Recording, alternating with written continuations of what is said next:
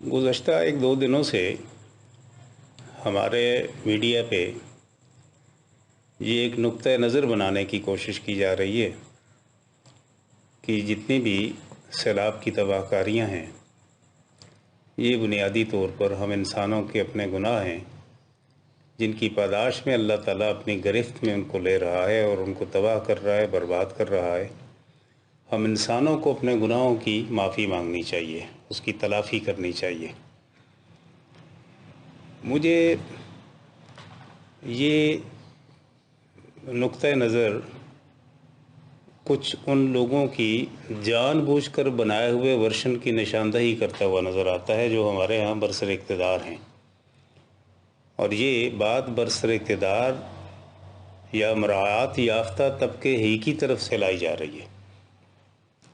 एक तो इंटेंशनली तौर पर इस चीज़ का तस्करा बार बार इस तरह किया जा रहा है, करवाया जा रहा है, ताकि लोगों के अंदर जो गम व गुस्सा हुक्मरान और मराआत याफ्ता तबके की नाकामियों और आवाम के साथ किसी किस्म की हमदर्दी न दिखाने की वजह से जो आवाम में जो गम व गुस्सा पैदा हो रहा है उसको डाइवर्ट किया जाए।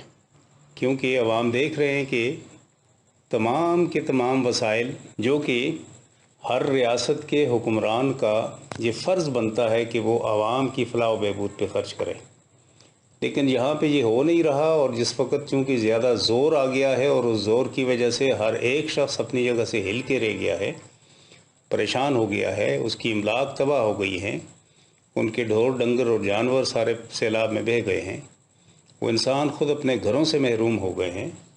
बरसती बारिश में नीले आसमान की छत तले रात और दिन छोटे छोटे बिलखते सिसकते बच्चों के साथ वो गुजारा कर रहे हैं, कोई उनकी मदद को नहीं पहुंच रहा।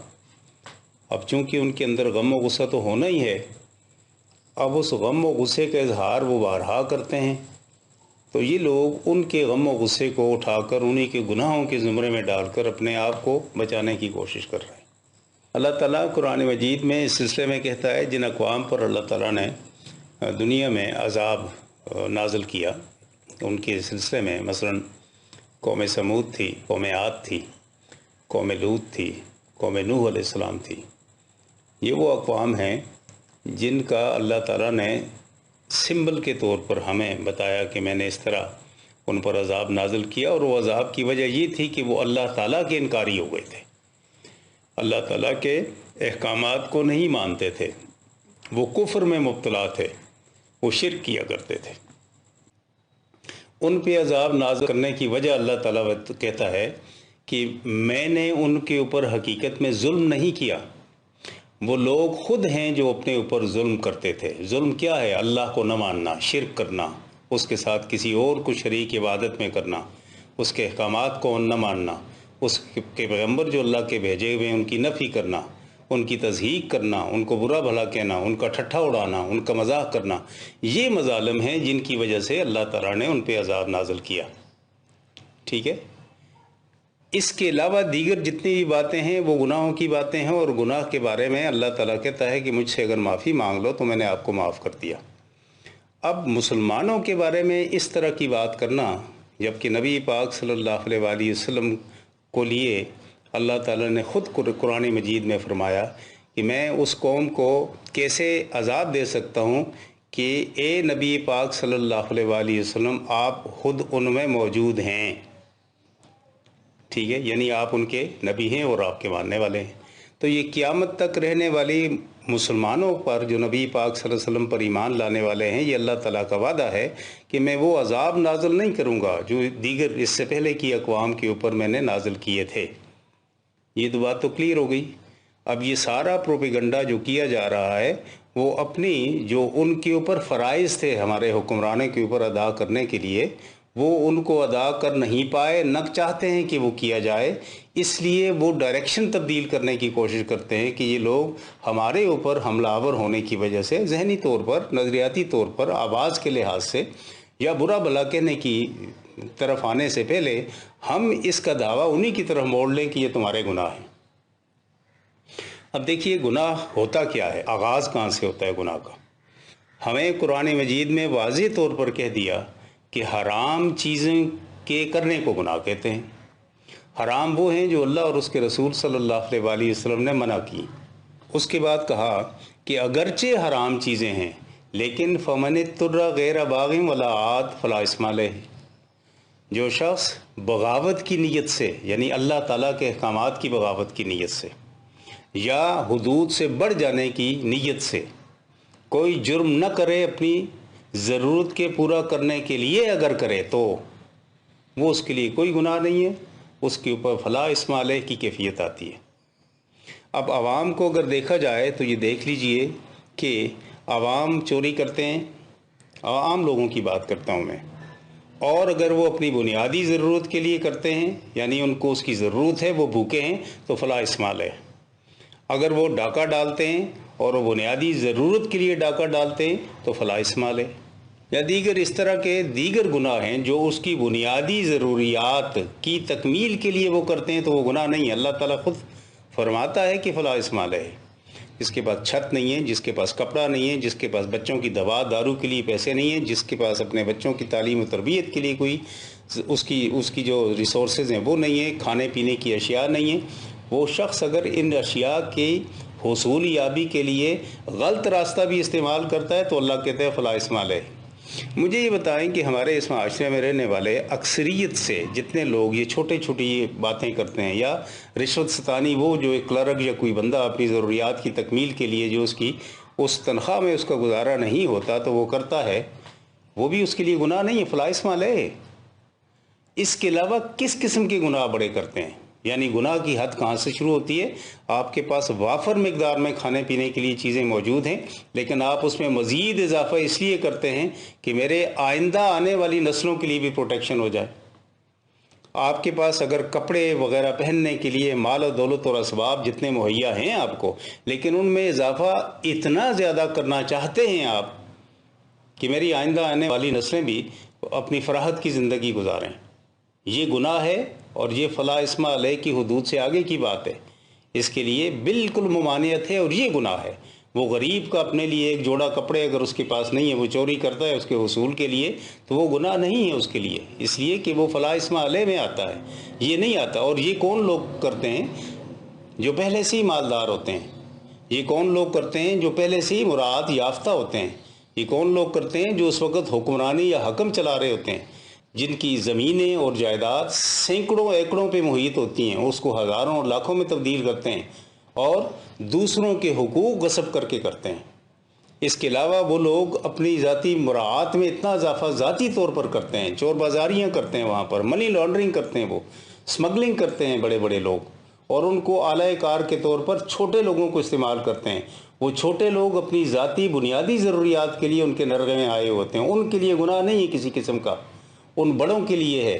ہاں اگر ان کی جو نیچے والے لوگ ہیں ان کی اگر بنیادی ضرورتیں پوری ہو رہی ہیں اور تب کرتے ہیں تو یہ گناہ گار ہیں، ورنہ نہیں تو اپنی بنیادی ضرورتوں کے لیے کرنے والے گناہ گار نہیں ہیں۔ اللہ تعالیٰ کے حکم کے مطابق فلا اثم علیہ۔ دیگر بہت سارے اور بھی اس میں کہا جا سکتا ہے کہ ان کو دیگر کام کرنے چاہیے، وہ نہیں کرتے۔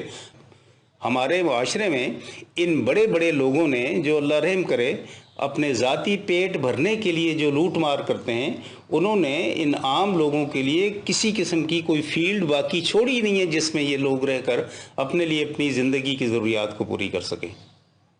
اب یہ بات کہہ دینا کہ سیلاب آیا ہے تو اس کی وجہ صرف یہ ہے کہ لوگ خود گناہ گار ہیں، ان کو اپنے گناہوں کی تلافی کے لیے اللہ سے استغفار کرنا چاہیے، وہ ان کا ذاتی معاملہ ہے۔ کیا تم لوگ جو لوٹ مار کرتے ہو، تم لوگ جو تباہ کاریاں کرتے ہو، تم لوگ جو سمگلنگ کرتے ہو، تم لوگ جو منی لانڈرنگ کرتے ہو، تم لوگ جو دنوں میں اپنے محلات کھڑے کرتے ہو، تم لوگ جو اپنے بینک بیلنس میں گھنٹوں کے حساب سے ڈبل اضافے کرتے چلے جاتے ہو، کیا تم یہ صحیح کرتے ہو؟ کبھی تم نے خود سوچا ہے؟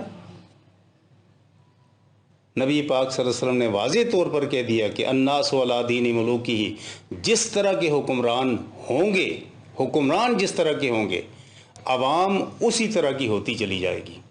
حکمران چور ہیں تو عوام میں چوری سرایت کرتی چلی جائے گی، لٹیرے ہیں تو لوٹ مار سرایت کرتی چلی جائے گی، باغی ہیں تو بغاوت سرایت کرتی چلی جائے گی۔ اگر وہ سارے اس طرح کے ہیں، بدکار ہیں تو بدکاری سے اس لیے کہ وہ خود کرتے ہیں، عوام کو کہاں سے روکیں گے؟ اس لیے جب تک حکمران درست نہیں ہوتے اس وقت تک عوام درست نہیں ہو سکتی، اور عوام کو اپنی درستگی کے لیے اگر پورے وسائل دستیاب ہیں اور پھر بھی وہ ان وسائل سے بڑھ کر پھر وہ کام کرتی ہے جن کو اللہ تعالیٰ نے منع کیا، تو وہ گناہگار ہے، اپنے گناہوں کی تلافی کرنی چاہیے۔ رہا دوسرا نقطہ نظر اس میں، جس طرح کہ کہا گیا جاتا ہے کہ انڈیا نے پانی چھوڑا یا فلاں نے پانی چھوڑا، اب دیکھیے ہر شخص اپنی حفاظت کرتا ہے، طوفان آتا ہے تو لوگ اپنی حفاظت کرتے ہیں۔ ہمارے ہاں دیکھا جائے تو ہمارے ملک کے رہنے والے ان تمام کارپردازوں نے اب تک کس قسم کی اپنی حفاظت کی؟ ذرا بھی نہیں کی۔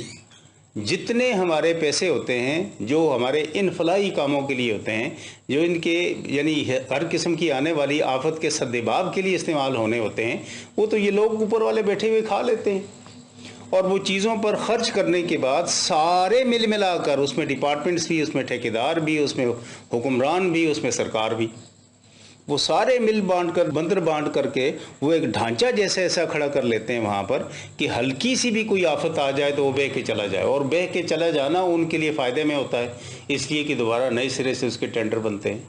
یہی سب سے بڑی بد کرداری ہے ہمارے ہاں جو ہمارے اس معاشرے میں چل رہی ہے، جس کی وجہ سے ہم لوگ اپنے طور پر ترقی نہیں کر سکتے۔ ہم ایک ہی کام پورے 70 سالوں سے کرتے آئے ہیں، ایک روڈ ہم بنا رہے ہیں اور ہر سال اسی روڈ کو بنا رہے ہیں 70 سالوں سے۔ ایک جگہ کا ہم کوئی بند باندھ رہے ہیں تو ہر سال ہم 70 سالوں سے اس کو کر رہے ہیں، باندھ رہے ہیں۔ ایک جگہ پہ ہم اپنے لیے کسی قسم کی سہولت، کسی قسم کی بھی پانی کی یا کسی کی سہولت ہم دے رہے ہیں تو ہر فریکوینٹ انٹرول کے بعد اسی کو دوبارہ کرتے چلے جا رہے ہیں۔ عجیب سا معاملہ یہ ہے یا نہیں ہے کہ دیکھو ایک کام ہم نے کیا ہے جس کی ڈیوریشن انجینئرز ہمیں بتاتے ہیں کہ کم از کم 50 سال اس کی عمر ہے، وہ سال کے بعد پھر دوبارہ تباہ کاری کا شکار ہو جاتی ہے، اور پھر اس کے بعد پھر 50 سال کی عمر کے مطابق اس کے ٹینڈر ہوتے ہیں اور سارے کچھ اخراجات لگنے کے بعد پھر وہ کھا پی لیے جاتے ہیں۔ ذرا سوچنا تو چاہیے نا ان سارے حکمرانوں کو، کرنے والے تو یہی ہیں، عوام تو نہیں ہیں۔ عوام بیچارے تو بھیڑ بکریوں کی طرح کبھی اگر اپنی آواز اٹھاتے بھی ہیں تو ہوتا کیا ہے، ان کے اوپر پرچے کر دو، ان کے اوپر دہشت گردی کی کر دو، ان کے اوپر کسی بھی بے ضابطگی کے پرچے کر کے ان کو ڈرا دھمکا کے ان کو اندر ڈال دو۔ پہلے سے ہی ان کا خاندان پورا بھوک و افلاس کا شکار ہے، اس کو زندگی گزارنے کے لیے سانس کی بھی دستیابی نہیں ہے، اور تھوڑا بہت اس کا کوئی تھوڑا سا ذریعہ بننے والا اس کا باپ یا بڑا ہے، اس کو بھی جیل میں ڈال دو۔ سمجھ نہیں آتی یہ ظلم کون کر رہا ہے؟ یہ کیا یہ عوام ظالم ہے یا حکمران ظالم ہے؟ مجھے تو یہی لگ رہا ہے کہ یہ حکمرانوں کو سوچنا چاہیے کہ کیا کر رہے ہیں، انہیں اللہ تعالیٰ کا ذرا بھی خوف نہیں ہے کہ ان کے سامنے پیش ہوں گے کبھی یا نہیں ہوں گے۔ جہاں تک انڈیا کی بات کی جاتی ہے تو ہر شخص، ہر ملک، ہر ریاست کا سربراہ اپنے عوام کی محافظت کا ذمہ اس کے ذمہ ہے اور وہ اٹھاتا ہے، اور اگر اپنے عوام کو وہ حفاظت کرنے کے لیے اس پانی کو آپ کی طرف موڑتا ہے تو اس میں وہ گناہگار تو نہ ہوا؟ اس کا حق ہے نا، وہ تباہ ہو رہا ہے تو اپنے آپ کو تباہی سے بچانے کے لیے وہ اپنا پانی یا وہ جو تباہی پھیلانے والا مواد ہے اس کو آگے بھیجتا ہے، تو آگے اگر ہم آتے ہیں تو کیا وہ گناہگار اس سلسلے میں ہوا؟ اگر وہ اس کو وہیں چھوڑتا ہے تو اس کے اپنے عوام تباہ ہو رہے ہیں، اس کے لوگ تباہ ہو رہے ہیں۔ اس کے اوپر فرض اپنے عوام کی حفاظت ہے یا تمہارے عوام کی ہے؟ اپنے عوام کی حفاظت ہے، تمہارے اور میرے عوام کی نہیں ہے۔ میرے اور تمہارے عوام کی محافظت تمہارے ذمہ ہے۔ تم نے اپنے عوام کی محافظت کے لیے کیا کیا؟ کبھی کوئی ایسے منصوبے تم نے بنائے کہ جس کی وجہ سے انسان ان آنے والی آفات سے محفوظ ہو سکیں؟ وہی میں نے کہا کہ ہر سال کے لیے 50 سال کی ڈیوریشن کا منصوبہ بنتا ہے اور سال کے بعد دوبارہ بنایا جاتا ہے، اس کو پھر کھا پی لیا جاتا ہے۔ تم نے اپنے طور پہ کیا کیا؟ اب تک 70-75 سالوں میں تم لوگوں نے بے حیثیت حکمران کیا ایسا منصوبہ بنایا جس میں ایسے آنے والے پانی کو، ہر سال آتا ہے، ہر سال بارشیں ہوتی ہیں، ہر سال مانسون ہوتا ہے، کیا ایسا منصوبہ بنایا جس سے اس پورے نظام کو درم برم ہونے سے بچانے کے لیے ریزروائرز کے طور پر اس پانی کو یوز کر سکیں آپ؟ پانی تو زندگی ہے نا، اس کو سنبھالنے کے لیے آپ نے کیا اقدامات کیے؟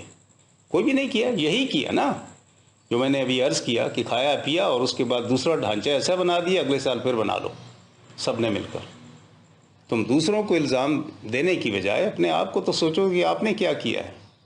اور پھر بندر بانٹ ہوتی ہے ہمارے ہاں اس تمام بجٹ کی ایسے ایسے انداز میں کہ انسان حیران رہ جاتا ہے، اور پھر ایڈورٹیزمنٹ ایسے ایسے ہوتی ہے کہ جس طرح ہم لوگ دنیا کی سب سے زیادہ ڈیولپڈ مخلوق ہیں، اور ذرا سا کوئی بھونچال آتا ہے، ذرا سا کوئی آسمان سے پانی کا قطرہ گرتا ہے اور وہ تسلسل کے ساتھ گر کر اس کے بعد سیلابی شکل اختیار کرتا ہے، تو ہمارے سارے جتنے بھی وہ بنائے ہوئے اسٹرکچر ہوتے ہیں، خوبصورت رنگ کاریاں کی ہوئی، وہ سارے نکھر کر سامنے آ جاتے ہیں، اور چہرے کا میک اپ اتر کے ہمارا ڈھانچہ نظر آنا شروع ہو جاتا ہے کہ ہم ہیں کیا ہیں۔ اللہ اپنے کرم میں رکھے، ہمیں اپنے آپ کو سمجھنا چاہیے اور اپنے عوام کی خود حفاظت کرنی چاہیے، اور اللہ رحم کرے عوام ہی کو الزام دینے کی بجائے اپنی کارکردگی کی طرف نظر دوڑانی چاہیے۔